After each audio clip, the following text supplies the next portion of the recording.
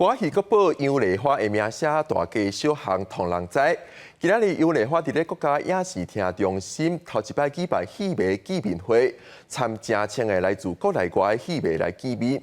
现场有已经90几岁的国内戏迷，也有坐飞轮机为新加坡来的外国戏迷，就是为着要看到歌戏国宝杨丽花。千条白马哦，走三关，我改我所以啊，配中啊原。歌戏国宝杨丽花参戏迷见面，就随唱一段四边过这条经典歌条。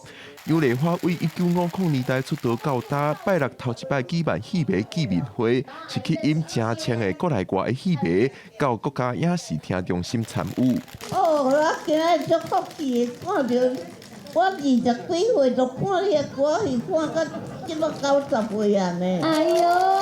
我们都会利用中午的休息时间，偷跑出去学校看杨丽花歌仔戏。杨丽花自1950年代开始，就是出名的歌戏、野台戏演员，到1970年代组成台视歌戏团，互更较侪民众认捌杨丽花。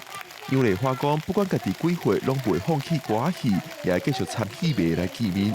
因为我过去定来讲，我有一天食到几岁，我就是几岁要搁出来，我袂放弃歌戏。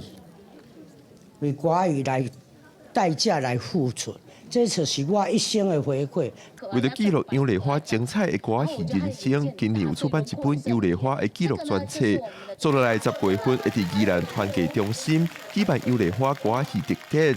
现主是也有一出已经14年的杨丽花纪录片正在做，按算伫今年年底就会正式放送。